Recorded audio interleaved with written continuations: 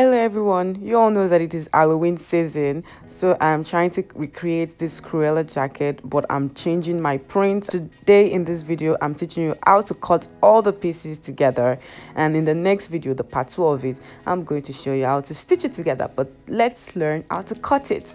So I'm making use of the patterns that we already created from previous videos. If you haven't watched this video, I'm going to link the description in the card section and in my description box. Okay, so from my half length pattern, you see that the neckline of the front, I dropped it down a little bit. There was no contouring in the that area, and for the back neckline, I still went down by 1 inch, just like our regular pattern. So after doing that, I'm just going to open up my princess dart the way I taught you how to do it in previous videos. Like I said, I'll link the video in description, and I'm just going to open up all my darts, and I put a 1 inch seam allowance at the front so that my jacket can overlap in the front. Okay, and for the fabrics that I'm using, I'm not going to use regular fabrics. You see that I already put like my African print fabric there, because I don't want to use Dalmatian print. I always like to put a twist. And then this fabric is also like suede. This black part is like suede, so the African print part is satin and this one is suede. So like, I want to make a nice Cruella jacket, African style, if you know what I mean. Okay, so after doing that, I'm just going to lay my patterns on my fabric and cut out all my fabric and put in a 0.5 inches seam allowance all around it. Now I'm just going to cut out the fabric using the pattern, but for the other side, this one I put a 1 inch seam allowance to the side seams. You know, the side seams that will join together at the side. I put 1 inch instead of 0.5 inch seam allowance, and I put 0.5 around every other part of it. So now I have all my pattern pieces, and I want to arrange it to show you what they look like. Like, this is the first step to our Cruelling. We are going to Cruella this Halloween. Okay, so now you see the way it looks so beautiful, right? This is just the beginning. Now we're also going to use the back pattern piece to cut out the back, but I didn't show that because that one is pretty straightforward. Just add seam allowance on the sides of your back pattern. Then after that, I'm just going to cut out my lining for all the upper part pieces. So I'm using a satin lining, and for the satin side, that is the other part that is white and black, I'm still going to use the suede as my lining so that it can be a little bit thick and it can shield me from the cold a little bit. At a point there, I mistakenly didn't cut the right side panels. It was so hurting because there was a nonsense mark on it and I didn't even quickly see it. But let's move on to our circle skirt. There's also a pattern to create the circle skirt. I will also link the description below. I'm going to link the description below and in the card section, so you can check out the basics of cutting out a circle skirt.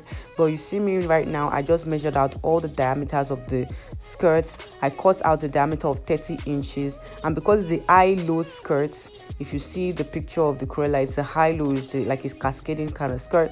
So that's why I'm trying to create an high-low. And then I cut out that tiny circumference at the top there for half of my waist, because the circleness of the skirt ends at just half of the waist, and the black side also ends at the other half of the waist. Now for this satin part, I want to use this thick, sort of like thick medium weight fusible interface. Okay, this black fusible interface is what I want to use to line it, because I want that satin to stand. It is drapey. I don't want it to be drapey. I want it to be stiff, a little bit stiff, and that's why I'm using this to line it. You see the way I spread it out and cut it is a little bit more stiff than before. So I want to then repeat the cutting on my suede pattern. So we've done our circle skirt on the satin, we've done it on the stiffener, and now I want to do it on the black, that is the other side of the Cruella jacket. So for this one, I didn't spray it out like I did the last one. I figured that this method was way easier than spreading out the entire circle. Okay, so I'm just going to cut it out again, but I want the black side to be longer than the satin side. So you see that extra jara that I put there is so that the black side can be a little longer than the satin side. And I didn't put stiffener on that black one because I felt that it was stiff enough, so I didn't want to put extra stiffener. Now this is the only pattern I'm going to show in this video, and that is the pattern for drawing out your hoodie. There is a hoodie on that jacket. If you did not notice it, now I'm showing you how to draw the hoodie. So I put my front and back pattern in this particular position that you see me putting it, and then I'm tracing out the neckline. Make sure you look at the position that the front and back pattern are placed before drawing that. Don't make the mistake of drawing something that you are not supposed to draw. Okay, so I'm now straightening out the straight part, and I'm curving out the curved part of the drawing or the tracing that I just traced now. Then now it's time for us to go into drawing out our hoodie. Now the first thing is, at that edge I'm going to just draw a straight long line upward. You can make it as long as you want. The longer it is, the bigger your hoodie will be. So I just drew a very long line, just as you're seeing me do now. And then for the length, on that long line length, I'm going to measure out something. But before I do that, I want to measure how wide I want my hoodie to be. I want it to be very, very wide. So I measured about 16, but that 16 was still not enough for me. I was still going to increase it over and over and over and over again. So from the neckline point, I'm now going to measure the length of my hoodie, and I also measured 16 there, and I just use a curve to join all my points together.